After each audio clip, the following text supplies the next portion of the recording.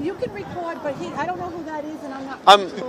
I'm from Community Response. It's a local activist group. Okay. We hold public officials accountable.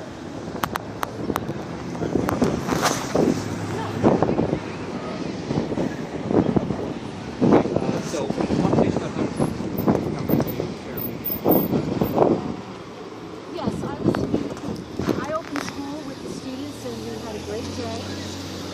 All of our students were here, and some students did arrive late. And it was, if you were inside the building, it was just business as usual. Teachers were teaching, and students were engaged. So we were very happy that the kids felt safe enough to come to school. So that was what my goal was, to have them make sure that they knew that we cared about them to come to school. Now, it sounded like things, after everybody got back inside of the building yesterday, after all of that happened out here, it sounded like things had settled down. I mean, we were out here at dismissal. What happened inside the school? Well, we're having an assembly next week. It's going to be a student-driven assembly. We haven't determined the day yet, because we want to make sure it's a day where we have an advisory period where we can fit that in. But they also have a check-in at the City Hall with the mayor. What happened was, the mayor and I walked them back to school in the afternoon. I mean, yesterday, and said to them, look, we can't, being outside here now with all of these people, we can't really hear you. We can't really let you tell us what is bothering. So we agreed that they would all go back to school, and then we met with a team of 10 students at 1 o'clock at the mayor's office, and the students brought the street workers that were here in the morning, and they also had another advocate that came into the room with the mayor and myself and the principal. And the students were allowed to speak to all of their concerns, why they were afraid, what they were upset about, and what they needed to be changed. The mayor said to them that he would check in with them on Monday to set up another meeting to keep the conversations ongoing. So I think what we accomplished was that they just wanted someone to know how they felt. And when we offered them that option, and now today when I was in the building, the kids were very respectful, moving in class, and I was in the hall, and a couple of kids stopped and said, gee, I didn't get to come to that meeting. Can I come to that meeting, the next meeting with the mayor? So I gave them my email address. I said, give me your name and what grade you're in, and I'll call your parents, because we don't usually take them out of school unless the parents know it. So we're going to allow those extra kids that approached me today come. So we're hoping that this core group of kids can now be the voice of concern for students and for their safety and for what they feel is their violation of their rights. And then we also are going to provide time in the school day during advisory for our street workers to work with the kids, to let them express their feelings and talk to them how to peacefully, you guys know this, how to peacefully protest, how to do this with a true message rather than chaos, so that there's this sense that they're being heard. So the street workers had agreed to do that with them, and then we're also going to have an assembly so kids can ask questions of the student leaders who met with the mayor and me. So that's the plan, and I think that they feel good about that. And I'm hoping they have a real safe weekend, because I don't want them to be afraid. I don't want them to feel that we don't care about them. There were no additional securities in the school today? As you saw, we had, for dismissal, we had an extra, we usually have one car, we had 2 cars here today, and we did have 2 SROs here instead of 1, but they were different SROs from other schools. I also had 1 extra dean of students from another school and an extra assistant principal, only because we wanted 2 extra administrators, not more police presence, because we wanted people that could say, you need to talk to someone about this, let's bring you over here, because we've got a little room set up, so that they wouldn't feel like they were being followed, or that they could just say, look, I want to talk to the principal, or I want to talk to someone about what happened Wednesday, I'm afraid. So we had extra people just to guide them through that process. So it went really well, but Monday we're back to normal. Okay, some students told me that they weren't allowed to kind of roam around the halls as they normally are. Right, what we did, because we were concerned about, well, there's other situations that have nothing to do with this that are going on with a neighboring city. It has nothing to do with this issue. And there was some chatter on Twitter last night, and it was kind of like one city against another city. So what we did was we did what's called shelter in place. So the students got to go to class, and if they had to go to the nurse's bathroom, they got to go to lunch, it's normal. But if they had to leave the room, they would call we had people in the halls, and they call the office, and we would say, okay, we're out in the hall, and just so that there's people in the hall to have them safely go to the men's room. We didn't follow them because they're 16 years old. You don't follow them to the boys' room and girls' room.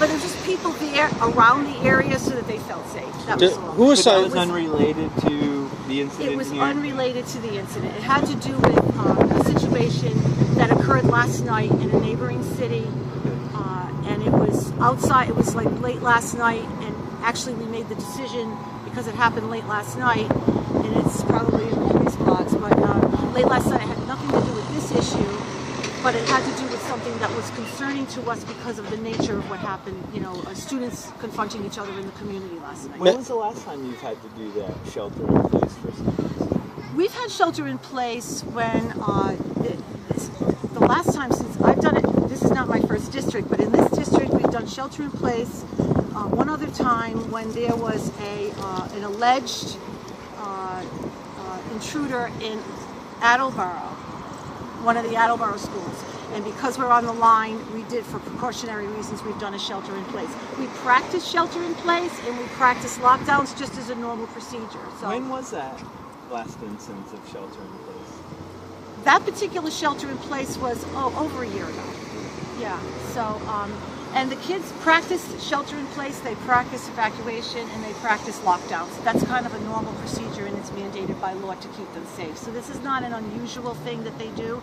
Of course, a lockdown means they can't leave the room, and we certainly weren't going to do that. We just wanted them to make sure that we wanted to make sure that they felt safe. Many of the students don't even want a police officer in the school. Is that an option in the future, that to take out the officer? Well, right now, and this is an unfortunate incident because we have had great relationships with the Pawtucket Police Department, and the students have relationships with our community officers, which is the role.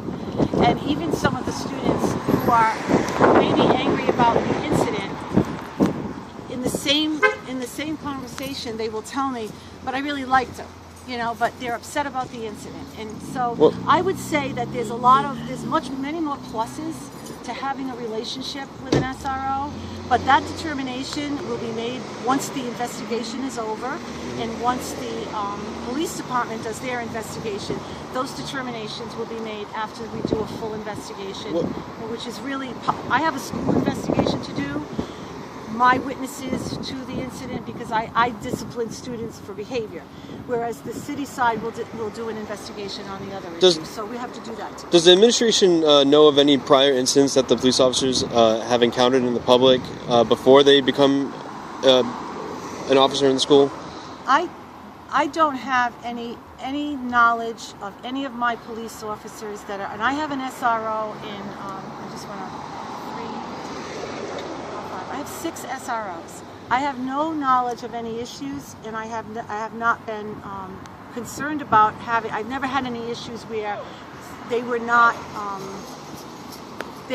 appropriate and supportive in the school environment. And to tell you the truth, we took an SRO from one of our junior high schools to be here today, and they really miss him because the kids love him. And as a matter of fact, some of the kids said, can we have this SRO? So, it's like, there's a lot. But right now, what we need to do is get back to normalcy and let all this flush out in terms of the investigation.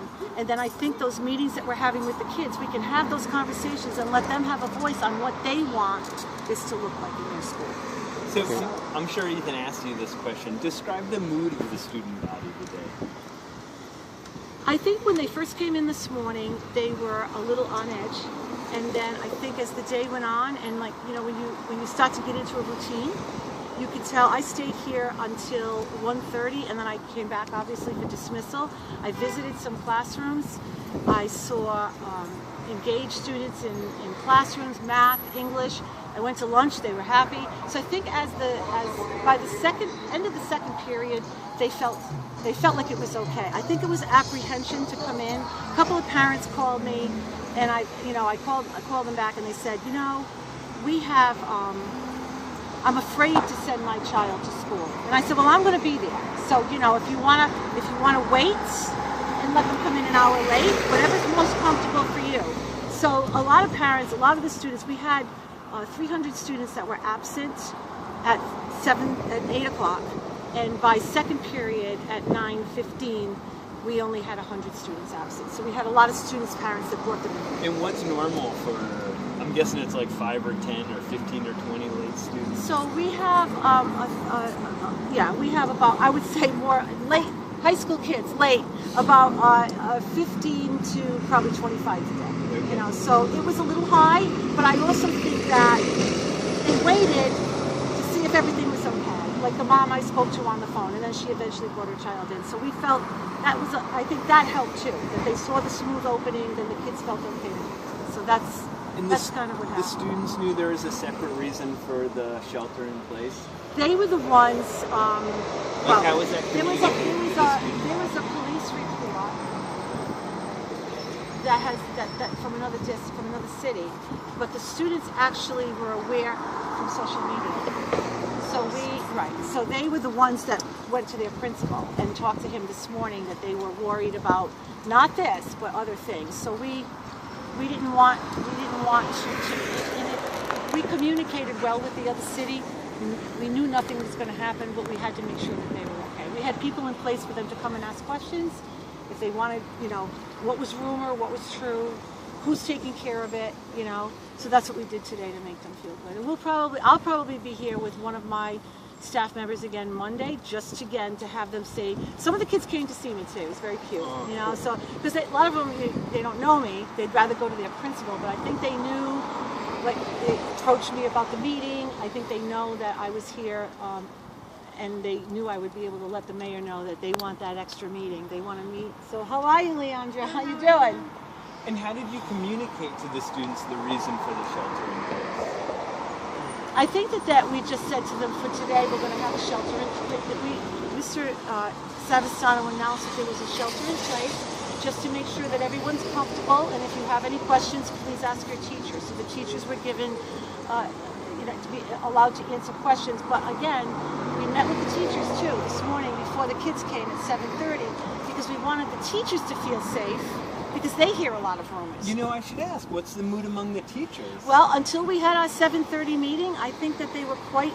I think that they were a little in shock and nervous.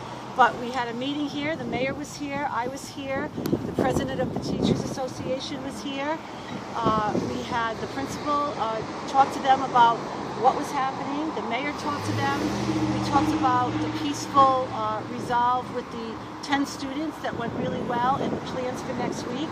And we just asked them to feel that we put a lot of things in place to help them do their job, and that they could just go out and be themselves today. And I think you can almost feel their relief just after that half-hour meeting with us. So we kind of met with them first before the kids got here to kind of say, look, we know we haven't had a lot of time to talk about this. There's a lot of stuff in the news and the media. Here's what's happening at Tolman High School today. So it was a good meeting. So how do you anticipate this changes life at Tolman High School in the future? Well, I think that for the students, I think that they are almost surprised that people stopped to listen to them. The mayor of the city said, I'm going to meet with you.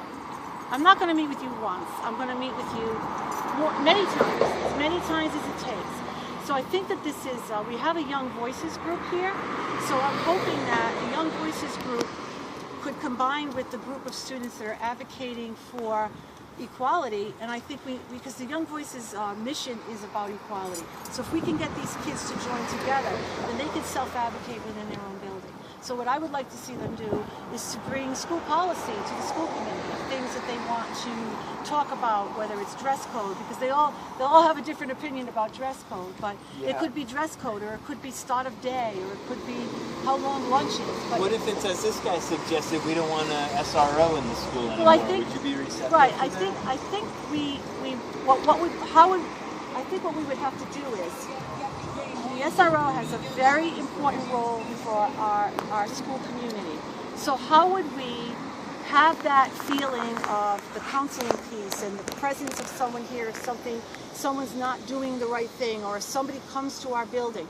How do we, the kids have to help us to come up with that plan. So that's, again, I think everything's on the table in the sense that the kids are going to have a say. And I hope that, I think what will happen is as time goes by, the students will get a little less uncomfortable about all of what, and tense, and they'll be able to make good decisions about their school, about what they need and want, so that they can make a plan. You know, right now we need to get them to feel safe and trust us that we're going to listen to them. That's the plan. It sounds like that's not something you have a closed mind to. That's something that you have an open mind to if there's a way to do it that works for all interests.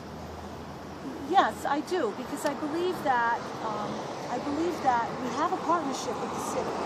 So if we needed an officer here, okay.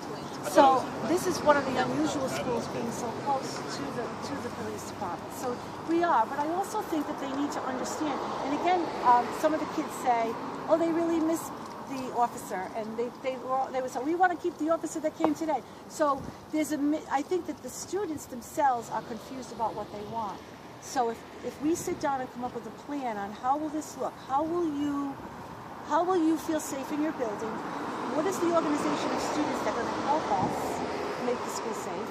And that's the piece that they can work on. And I got to tell you, the group that met with us yesterday was very impressive. Respectful, very articulate. They know exactly how they feel about the situation, and they also know exactly how they feel about Tolman. They love their school, and they don't want people to think badly of their school, but they do want to be heard. Loud and clear. I've read a lot on social media that they don't want police officers putting their hands on children.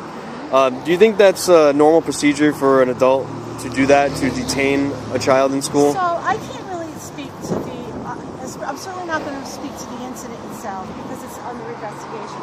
But I will tell you that this is not an environment. Every teacher, I was a teacher, a principal, a counselor. Putting your hands on students is not a normal. It's not a normal daily issue. We do have laws around restraint training for certain teachers, that students that need to be restrained to keep them safe. So there are times when we create rules around keeping kids safe from their own emotionality or their own physical distress. And our principals are trained in restraint training, our assistant principals, and some of our specialized teachers are trained, our social workers. In this particular instance, this is, I can't speak to what happened, but from an educator's point of view,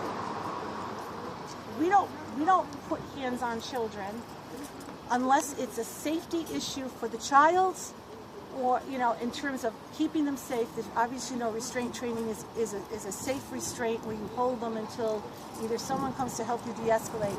So that's really what we focus on. I cannot speak to how the police department handle a distress situation. I'm sure that it is much more emergent when they're in some kind of a confrontation. How often do they actually detain the students in school? Is that a common thing, or does it happen multiple times a year? Is it a common thing or is this like a rare instance where they actually put handcuffs on the children? Is that a common thing, or? We have junior high school students that if they're arrested for disorderly conduct, if they're usually high school kids, and it's egregious enough. Now remember, Tolman only suspended 140 students for behavior issues last year. Wow. And in 2011, they suspended 3,500. So the only time the police cuff the students is if it's an act of violence, if it's a drug a drug-related item or if it's an issue of safety for the school at large. So, do we have instances of arrests? Yes. We have not had many this year, but we also have arrests at the junior high. We don't at that level of behavior, but usually when they get to the police station, they're released for calls. Thank you. Was the officer involved in the initial incident? Was he one of the popular SROs that you spoke of? Well, he's been here a year and a half, and we have never had a single problem. Was he one of the ones that the students were like, oh, we love that guy? Well, today some of the kids said, we want to be safe, but then we really miss him. So I think that there's a mixed officer, reaction. some students expressed that they missed that officer in school. Exactly, Wow. which was something that I also was took pause by, because they're it's they usually are in the building every day, so the kids have a relationship with them, or they see them at lunch, and they chat with them about the weekend. So it's not always. It's unfortunate because this is not the norm, and he has not had an incident like this year and a half. So I want to be fair, and I know the mayor wants to be fair to due process and his rights as an American citizen and according to the Bill of Rights of the Police. But I also, that's the mayor's priority. My priority is my kids.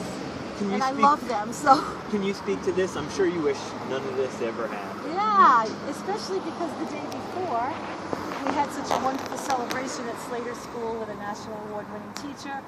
But this is, my job is to when problems happen, is to get in there and make it right. And that's what we did today. And I welcome you to find my email. If you want to meet with me again, I'm happy to follow up. A lot of people on social media said this was racial, but I heard from another source that it wasn't.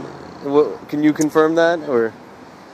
I think there's a lot of rumors out there, but this school and many of my schools, but particularly this school, is extremely diverse, and the students feel like there's a cross culture of groups. There's not, they recognize this as not a cliquey school. But so I find that.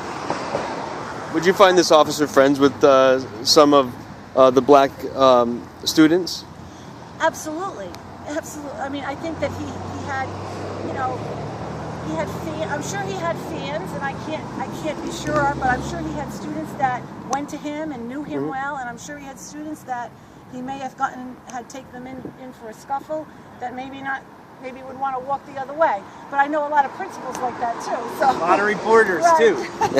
Right. As a matter of fact, I didn't know who you were, and I was ready to walk the other way. So that's okay. Yeah. So, and if I report on the city council every 2 weeks, every other week. So anyway, I feel so happy today. I'm actually going to go to the football games tonight because I want to show the kids that we're supporting them, and it's something I miss from being a principal. So I'll get out there with I just got to be careful with Shay and Tolman because I got to make sure I wear my 2 different colored outfits. It's a homecoming game. You want to show that slamming kids to the ground is okay. I'm going to change over the car, So thank you so much. Thanks. Hey, can I grab your email?